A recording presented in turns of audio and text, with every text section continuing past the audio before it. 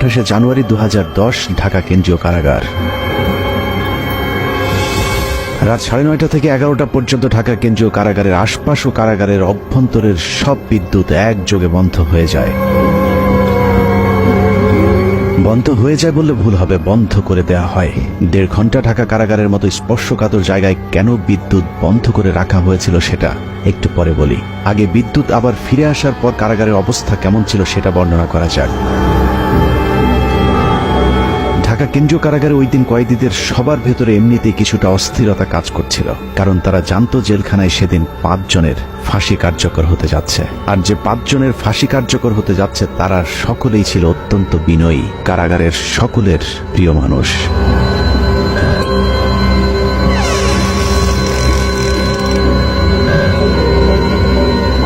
রাত 12:01 colonel Faruk Rahman, major AK Mohiuddin Ahmed artillery, Mohiuddin lancer ও সুলতান শাহরিয়ার রশিদ খানকে ফাঁসিতে ঝুলিয়ে হত্যা করা হয়। 4 জনকে ফাঁসি দেওয়া হলেও লাশের সংখ্যা ছিল মোট 5টি। ফাঁসি কার্যকরের পরদিন যথারীতি 5টি লাশ পাঠানো হয় যার যার গ্রামের বাড়িতে, কিন্তু একটি লাশের ক্ষেত্রে বিশেষ নিরাপত্তা ব্যবস্থা রাখা হয়েছিল, আর সেটাই হলো চুয়াডাঙ্গার সূর্য সন্তান মেজর বজলুল হুদার। মেজর বজলুল হুদার বাড়ি চুয়াডাঙ্গার হাটবোয়ালিয়া গ্রামে সেদিন র্যাব পুলিশের উপস্থিতি দেখে মনে হয়েছে আইন শৃঙ্খলা বাহিনী বোধহয় চুয়াডাঙ্গাবাসীর বিরুদ্ধে যুদ্ধের প্রস্তুতি নিচ্ছে। যুদ্ধের এই আয়োজন ছিল মূলত মেজর বজলুল হুদার মরদেহ যেন কেউ দেখতে না পারে সেটা নিশ্চিত করা। লাশ কেন দেখতে দেয়া যাবে না সেটা জানতে আমরা হাটবোয়ালিয়া গ্রামের মানুষের বক্তব্য শুনতে চেয়েছিলাম। বললো ভাই না আসার সময় আমি আমার পটে যাবো, এর মধ্যে পুলিশের টল, শুধু টল পুলিশের জ্বালায় যারা মসজিদে এমন হয় আসা যায় না। তারপরে কিছুক্ষণ পরে শুনলাম ভাই না আসছে ভোরের দিকে। প্রশাসনের লোক ছিল, ওনার লাশটা প্রথমে হাটবলে কেন্দ্রে হয়, প্রচুর লোক এই অবস্থায় বাড়ির ভেতরে ঢুকতে দিয়েছিল না। আমার জানাজাত লাশটা ধোয়ার কথা, কিন্তু পুলিশের বাধার কারণে আমি লাশটা ধোয়াতে পারিনি। লাশ আসার পরে তার প্রশাসনের লোক যারা আসছিল লাশ নিয়ে, তারা দেখে টাইম দিয়েছে তাকে দাফন করতে হবে। সে দেশের মানুষের জন্যই মনে করেন সবসময় ছিল, দেশের মানুষের পাশে থাকতো সবসময়। চুয়াডাঙ্গার মানুষের কাছে মেজর বজলুল হুদা ছিলেন এক আদর্শের প্রতীক, যে কারণে আইন শৃঙ্খলা বাহিনীর ব্যাপক উপস্থিতি আর জোর জবরদস্তির পরেও প্রিয় মানুষটিকে শেষবারের মতো একটু দেখতে চাওয়া মানুষের ঢল ছিল চোখে পড়বার মতো। আইন শৃঙ্খলা বাহিনীর নির্দেশনা ছিল 5 মিনিটের মধ্যে মেজর বজলুল হুদাকে দাফন করতে হবে, কিন্তু জনরোষের মুখে আইন শৃঙ্খলা বাহিনী পিছু হাঁটতে বাধ্য হয়। প্রিয় মুখটাকে গোসল না দিয়ে কিছুতেই চুয়াডাঙ্গার মানুষ তার দাফন করাতে চাননি। বাধ্য হয়ে প্রশাসন তাদেরকে আধা ঘন্টা সময় বেঁধে দিয়েছিল দাফন করবার জন্য। 4টা-5টার দিকে আসলো, লোকজন নাই একেবারে, মানে সম্পূর্ণ একেবারে হলো কোনো মানুষজন ঢুকতে দিচ্ছে না। র্যাবের এক কর্মকর্তা আমাকে জিজ্ঞেস করলো কেমন উনি লোক ছিল। আমি তখন বললাম যে সে কেমন মানুষ ছিল এটা আপনার কিছুক্ষণ পরে দেখতে পারবেন। তো বলি যে এত ভালো মানুষ, তাহলে এরকম একটা কাজ করলো কেন? তা বলছে যে কাজ করলে এই কারণে, সে তো নিজের জন্য করে না, সে তো দেশের জন্য করেছে। যারা 15ই আগস্টে ছিল তারা সবই মুক্তি ছিল, কেউ কোনো পাকিস্তানি ফেরত আসবি না, সব মুক্তি ছিল। তারপরে লাশ আসলো, এত পরিমাণ লোক সরকারের নিয়ন্ত্রণে, সে লাশ এই এলাকার জনসাধারণ ছিনিয়ে নিল, এবং এত পরিমাণ লোক হয়েছে যেটা নজিরবিহীন একটা ঘটনা। পুলিশের আন্ডারে থাকবে না, আমরা আমাদের লাশ আমরা হলো আমাদের আন্ডারে হবে, দাফন হবে। পুলিশের আন্ডারে রাখতে চেয়েছিল, পুলিশের আন্ডারে তো না, সেগুলো পুলিশের আন্ডারে তো স্বাভাবিক নিয়ম, আমরা হলো সরকারি কাজ আমরা দাফন করি। আমরা বললাম যে না, দাফন ওইভাবে না, আমাদের পারিবারিকভাবে বা এলাকার মানুষের হলো দাফন হবে তার ক্ষেত্রে। অতএব তারা তখন হলো দিতে বাধ্য হয়েছে। হাজার হাজার মানুষ চলে এসেছে মেজর বজলুল হুদাকে এক নজর দেখার জন্য। হাটবোয়ালিয়া বাজারে এত মানুষ এর আগে হয়তো কখনো কেউ দেখেনি। গোসলের অনুমতি দিচ্ছিল না। এই সময় আলমডাঙ্গা থানার যিনি ওসি ছিলেন উনি খুবই খারাপ আচরণ করছিলেন। আমাদের তারা হুমকি দিত, হ্যান ত্যান দেয়া, পুলিশ আইসে আমাদের বলছে না লাশ তাড়াতাড়ি মাঠে। প্রশাসন খুব তাড়াতাড়ি করে চাপ দেয়, ধোয়া টোয়া এগুলা বাদ দিয়ে, গোসল টোসল বাদ দিয়ে দাফন করতে হবে এমন পুলিশের নির্দেশ ছিল, এবং সাথে ঢাকার থেকে টিমও আসছিল। ওই সময় প্রশাসনের ভূমিকা কেমন? প্রশাসন প্রথমে মায়ের মুখে অবস্থায় ছিল, যখন সাধারণ মানুষ পাবলিক বললো যে ঠিক আছে আমরা লাশ না দেখে আমরা দাফন করব না, তখন লক্ষ লক্ষ মানে সাধারণ মানুষ চারিদিক থেকে আসার পরে তাদের চাপের কারণে তখন লাশ আমাদের কাছে দিতে বাধ্য হয়েছে। এই সময়ের মধ্যে অসংখ্য মানুষ মেজর বজলুল হুদাকে শেষবারের মতো একটু দেখতে ছুটে যান তার গ্রামের বাড়ি হাটবোয়ালিয়াতে। তিন জেলার জনগণের কারণে প্রশাসনের লোক এখানে পিছিয়ে হাঁটি যায়। তারা এখানে সরে যাওয়ার পর এখানে জনগণের ইচ্ছা মতো তাদের দেখানো হয়েছে। মাটি দেওয়ার চাইছিল, তো এখান থেকে লেট করানো হলো যে পরে লাশটা মাটি দেওয়া হোক। এই হিসাবে একটু দেরি করে লাশ দেখার পরিপ্রেক্ষিতে আমরা দেখছিলাম। এতটুকু পর্যন্ত ঠিকই ছিল, কিন্তু মেজর বজলুল হুদাকে গোসল করাতে গিয়ে চুয়াডাঙ্গার মানুষ সাক্ষী হয়েছিল নৃশংসতম এক ঘটনার। কাফনের কাপড় সরাতেই দেখা যায় মেজর বজলুল হুদাকে আসলে ফাঁসি দেওয়া হয়নি, তাকে জবাই করে হত্যা করা হয়েছে। মুক্তিযুদ্ধে জেনারেল ওসমানীর সাবেক সংসদ সদস্য, আপনাদের গৃহ সন্তান বিচারের মধ্য দিয়ে হত্যা করা হয়েছে। আমরা এ হত্যার বিচার চাই। ইনশাল্লাহ বাংলার মাটিতে তাকে হত্যার বিচার একদিন হবে। সে ফেরেস্তা তুললো, সে কোনো অপরাধ কারোর সাথে করেনি, মানুষের উপকার করেছে। বাজারে কাপড় খুলে দেখেছে এখান থেকে এত দূর, মানে তুই কিনছি না, একদম পুরো মানে ছুরি চাওয়ালে যেভাবে হয়, কষাইরা যেভাবে ছুরি চাওয়ালে যেভাবে কাটেন ওইভাবে কাটা, সুতা 3-4 পর্ব করে সেটা দিয়ে সেলাই করা, হাতে পায়ে কোথাও আমাদের নাই। এটা জবাই করা, এটা তার ফাঁসি না, কোনো রড গাটা নাই, কিছু নাই।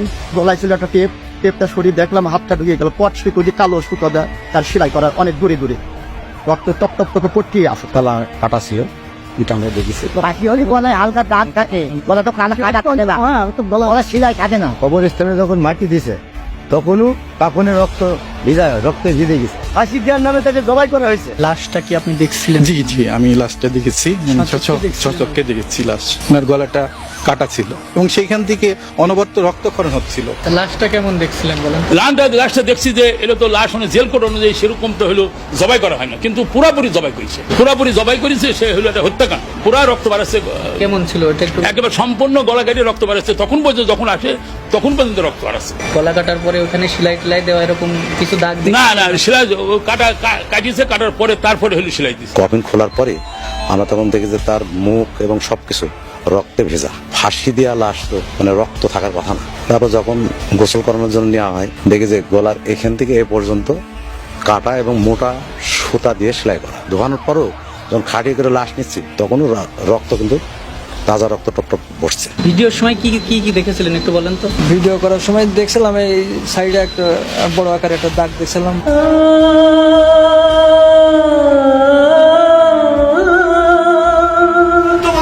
বুকে ব্যথা নিয়ে বেড়াচ্ছে আমার ভাইকে সিরিয়াল খুনি শেখ হাসিনা জেলখানায় ঢুকে নিজ হাতে জবাই করে হত্যা করেছিল।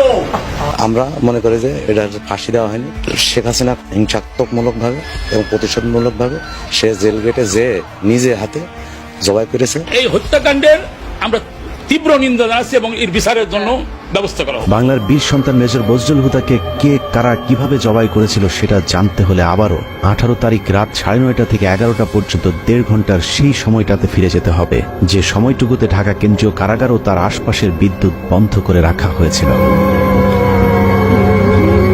ওই রাতে ঢাকা কেন্দ্রীয় কারাগারে কয়েক ঘন্টায় যা ঘটেছিল তা হলিউডের হরর থ্রিলার মুভিকেও হার মানাবে। অনুসন্ধানে জানা যায় 2010 সালের 28শে জানুয়ারি রাত 9টার পরপরই জেল গেটের ভেতরে মোট 2টি কালো গ্লাসের গাড়ি প্রবেশ করে। ওই গাড়ির একটিতে এসএসএফ এর সদস্যদের সাথে শেখ হাসিনা এবং অপরটিতে জাহাঙ্গীর কবির নানক, ইসমাইল হোসেন সম্রাট, তৎকালীন ঢাকা বিশ্ববিদ্যালয়ের ছাত্রলীগের দুর্ধর্ষ ক্যাডার সিদ্দিক নাজমুল আলম ছিলেন। ধারণা করা হচ্ছে ওই রাতের অপারেশনের পুরস্কার হিসেবে পরের বছর 2011 সালে ছাত্রলীগের কেন্দ্রীয় সাধারণ সম্পাদকের পদে বসানো হয় নাজমুলকে। এছাড়া সম্রাট ও নানকদেরকেও দেওয়া হয় গুরুত্বপূর্ণ দায়িত্ব। এর বাইরে ওই গাড়িতে ভয়ঙ্কর কুৎসিত দেখতে বড় গোফওয়ালা একজন মানুষ ছিল, যার নাম পরিচয় আমাদেরকে কেউ নিশ্চিত করে বলতে পারেনি। ডিএমপি কমিশনার একেএম শহীদুল হক সাহেব ছিলেন, স্বরাষ্ট্র সচিব যে আব্দুল সালাম সাহেব ছিলেন, কারা মহাপরিদর্শক যে ব্রিগেডিয়ার জেনারেল আশরাফুল ইসলাম খান উনিও ছিলেন, আর সম্ভবত ঢাকার ডিসি ছিলেন উনি জিল্লুর রহমান, ঢাকা জেলার ম্যাজিস্ট্রেট অমিতাভ সরকার উনিও ছিলেন এখানে, আরো বেশ কিছু লোকজন ছিল। গোয়েন্দা সংস্থার সাবেক কর্মকর্তা জানান ওই রাতে মোট 2টি ফাঁসির মঞ্চ তৈরি করা হয়েছিল। এই 2টি ফাঁসির মঞ্চে দুজন করে মোট 4 জনকে ফাঁসি দেওয়া হয়। দূর থেকে কোন 4 জনকে ফাঁসি দেওয়া হয়েছিল সেটা বোঝা না গেলেও 5ম জনকে ফাঁসি দেওয়া তো দূরের কথা, মঞ্চেই তোলা হয়নি। কিন্তু লাশ বের করবার সময় জেলখানা থেকে মোট 5টি লাশবাহী গাড়ি বের হয়েছিল। ফাঁসি থাকে সাধারণত সেদিন তো এটা নর্মাল প্রসিডিওর, জেলখানায় নিরাপত্তাটা বেশ স্ট্রং থাকে।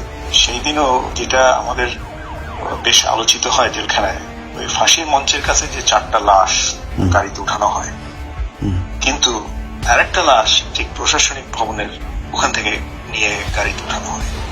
এই ব্যাপারটা একটু অস্বাভাবিক। একই জায়গায় ছিল না। না, এটা তো আসলে চারটা যেটা লাশ প্রথমে উঠানো হলো এটা তো ফাঁসি মঞ্চের কাছাকাছি, যেটা ন্যাচারাল।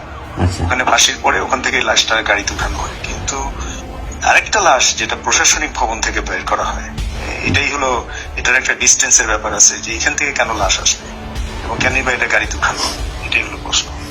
এই ব্যাপারটা নিয়ে পরের দিন বেশ আলাপ আলোচনা হয় জেলখানার ভিতরেও। ব্যাপারটা একটু অস্বাভাবিক। রাতে শেখ হাসিনার সাথে জেলখানার ভেতরে প্রবেশ করা খুনিরা সোজা চলে যায় প্রশাসনিক ভবনে, আর শেখ হাসিনা পুলিশ, র্যাব এবং স্বরাষ্ট্র মন্ত্রণালয়ের কর্মকর্তাদের সাথে দাঁড়িয়ে থেকে 4 জনের ফাঁসি নিজে প্রত্যক্ষ করেন।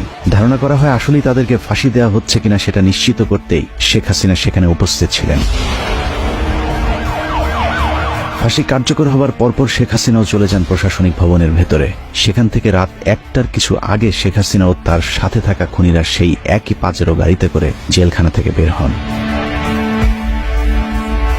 কারাগারের অন্য আরেকটি সূত্র বজলুল হুদার পরিবারকে জানিয়েছিলেন, সেই রাতে বজলুল হুদাকে কারাগারের প্রশাসনিক ভবনের একটি কক্ষে জবাই করা হয়েছিল, যেখানে শেখ হাসিনা নিজে উপস্থিত ছিলেন এবং বজলুল হুদাকে জবাইয়ের আগে তার বুকের উপর পা চাপা দিয়ে রেখেছিলেন শেখ হাসিনা নিজে। সে রাতে শেখ হাসিনা সহ তার সাথে থাকা সব খুনির গায়ে রক্ত লেগেছিল, কিন্তু সম্রাটের গায়ে সাদা টি শার্ট থাকায় সেটা অনেকের চোখেই পড়েছিল। ওই পরের দিন একটা বিষয় খুব আমাদের দু একজনের নজরে আসে যে প্রধানমন্ত্রী জাহাঙ্গীর কবির নানক, সম্রাট আর নাজমুল যখন প্রশাসনিক ভবন থেকে বাইরে আসে তখন এই সম্রাটের গায়ে রক্তের দাগ ছিল। দু একজন এটা দেখতে পায়। এখন ব্যাপারটা হচ্ছে যে এই ধরনের জিনিসগুলো তো আমরা গ্যারান্টি দিয়ে বলতে পারছি না, কিন্তু তখন ওই সময় যে সমস্ত লোকজন উপস্থিত ছিল, যে এখন তারা সবাই এখন বাংলাদেশে বেশিরভাগই আছেন, পুলিশের প্রশাসনের মধ্যেও আছেন, এই সমস্ত অফিসার বা লোকজন যারা উইটনেস ছিল, যারা সাক্ষী ছিল, তাদেরকে এখন ধরলেই এই জিনিসটা মোটামুটি তদন্তের আওতায় আনা যায় এবং তাদের পরিবার যেটা অভিযোগ করে যে তাকে জবাই করে মারা হয়েছে এবং এই যে অস্বাভাবিক অ্যাক্টিভিটিস গুলো যেগুলো জেলখানার মধ্যে দেখা গেছিল ফাঁসির সময়, ফাঁসির পরবর্তীতে, এটা পরিষ্কার তদন্তের মাধ্যমে বের করাটা খুবই সহজ। ঘটনার বর্ণনা শুনে অনেকের কাছেই হয়তো অসম্ভব, অবিশ্বাস্য এক গল্পের মতো মনে হচ্ছে। তবে আপনি যদি শেখ হাসিনার ব্যক্তিগত সহকারী মতিউর রহমান রেন্টুর আমার ফাঁসি চাই বইটি পড়ে থাকেন, তাহলে আপনার কাছে শেখ হাসিনার চরিত্রের সাথে আজকের ঘটনাটি হুবহু মিলে যাবে। মতিউর রহমান রেন্টুর তথ্যানুযায়ী শেখ হাসিনা যেদিন মৃত্যুর খবর শুনতেন সেদিন স্বাভাবিক দিনের চেয়ে অনেক বেশি খেতেন। এই ঘর থেকে ওই ঘরে দৌড়ে পৈশাচিক এক উল্লাস করতেন তিনি। জাহানারা ইমাম যেদিন মারা যায় সেদিন শেখ হাসিনা বিছানার উপরে উঠে 2 হাত দিয়ে কাপড়ের 2 মাথা ধরে নাচছিলেন, কারণ তিনি জাহানারা ইমামকে তার প্রতিদ্বন্দ্বী মনে করতেন।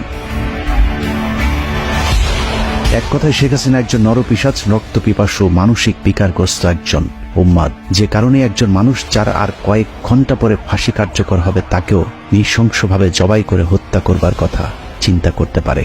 একটু চোখ বন্ধ করে ভেবে দেখুন, কত নৃশংস নরপিশাচের হাত থেকে আল্লাহ আমাদেরকে বাঁচিয়ে দিয়েছেন। শেখ হাসিনা নাই, শেখ হাসিনা চলে গেছে, শেখ হাসিনা পালায় না। যাই হোক, 15 আগস্টের বীর মুক্তিযোদ্ধা মেজর বজলুল হুদাদেরকে আমরা সম্মান দিতে পারিনি, যে কারণে আজ আবারও শেখ মুজিবের প্রেতাত্মা আমাদের উপর চেপে বসেছিল।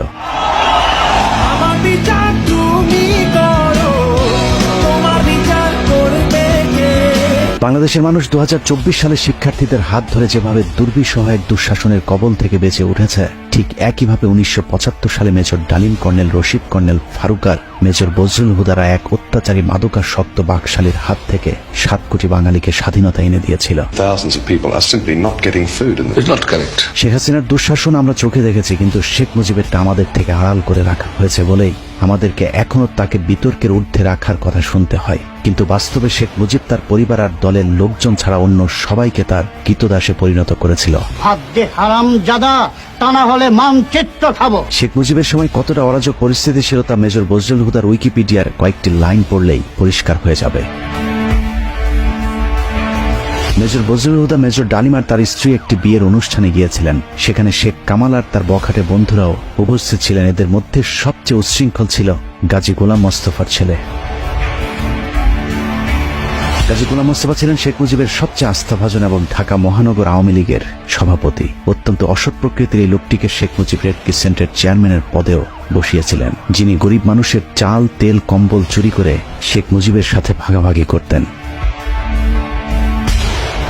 ক্ষমতার দাপটে বিয়ের অনুষ্ঠানে আসা মেজর ডালিমের স্ত্রীকে অসম্মান করার সাহস দেখিয়েছিল শেখ কামালের বন্ধুরা। এ সময় মেজর ডালিম ও বজলুল হুদার সাথে শেখ কামাল বাহিনীর ধস্তাধস্তির এক পর্যায়ে তারা মেজর ডালিম ও তার স্ত্রীকে তুলে নিয়ে যায়। তাদের খোঁজে একদল সেনাবাহিনী গোলাম মোস্তফার বাসায় অভিযান চালালে শেখ মুজিব তার পুত্র শেখ কামালের পখাটে বাহিনীর কোনো বিচার না করে উল্টো মেজর ডালিম ও বজলুল হুদার সেনাবাহিনী থেকে কমিশন বাতিল করে দেন।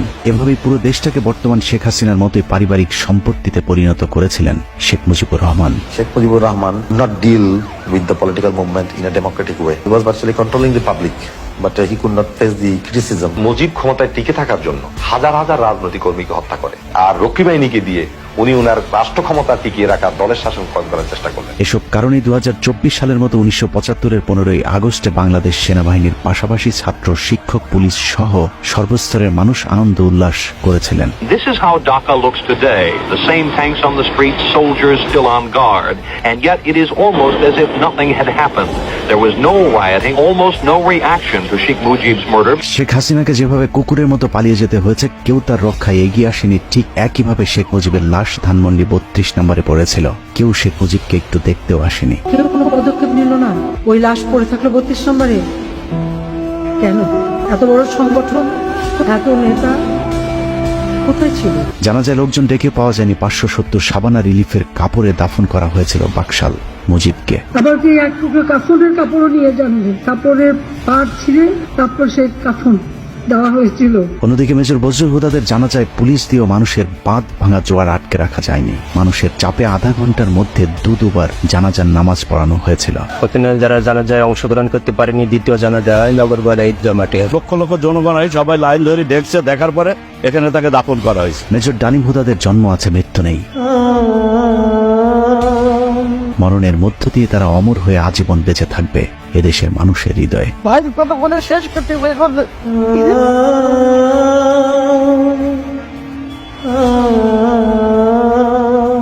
যতবার মুজিব হাসিনাদের মতো নরপশুরা এদেশের মানুষকে শোষণ করতে চাইবে, ততবারই বজলুল হুদারা ফিরে আসবে আবু সাইদ কিংবা মুগ্ধ হয়ে। আমরা তোমাদের ভুলব না। আল্লাহ হাফেজ।